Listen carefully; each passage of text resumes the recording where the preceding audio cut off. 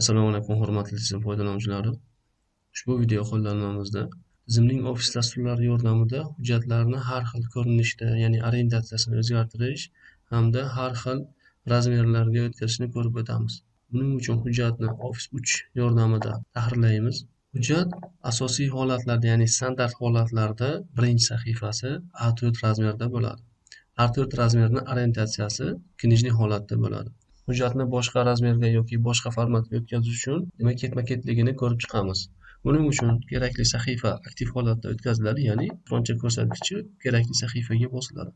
Shundan so'ng maket, razrif ustuniga o'tiladi hamda oxirgisiga menyuga o'tib, keyingi sahifadan tanlanadi yoki shu sahifadan tanlash ham mumkin bo'ladi. Undan tashqari juft hamda juft bo'lmagan, ya'ni to'q sahifalar bo'yicha ham o'tkazishimiz mumkin.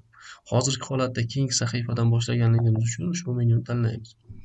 Avtomatik tarzda hujjat, ya'ni sahifa yaratildi hamda shundan so'ng birinchi sahifa A4 knijga joylashgan va keyingisini albomga o'tkazishimiz mumkin bo'ladi. Masshtabini kichraytiradigan bo'lsak, hujjatimiz mana shunaqa holatda ko'rinadi. Bunaqa sahifadan bir nechta bo'lishi mumkin hamda deylik 5-sahifadan boshlab biz yana hujjatimiz A4 knijniy holatda o'tkazishimiz kerak bo'lishi mumkin. Demak, buning uchun yana razrif shu sahifadan yoki keyingi sahifadan o'tkaziladi va orientatsiyadan o'zgartirib qo'yilishi mumkin bo'ladi. Bundan tashqari o'tkazilgandan so'ng deylik amaliyotda yana shunaqa holatlar bo'lishi mumkin.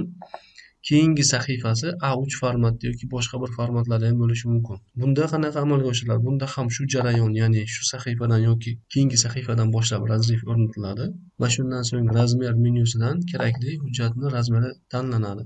Mana shunaqa holatda ham A3 yoki A3 ni ham orientatsiyasini knijniy yoki albomga o'tkazishimiz mumkin. Hujjatni minimal darajada kichraytiradigan bo'lsak, shuni o'zidan ko'rishimiz mumkin bo'ladi. Demak, birinchisi bizada A4 knijniy, keyingi 2, 3 hamda 4-sahifalar A4 albomli, 5-sahifa A4 yana knijniy, undan keyingi sahifa A3 albomli va oxirgi sahifa esa yana A4 knijniy holatda ko'rishimiz mumkin. Hujjatni saqlagandan so'ng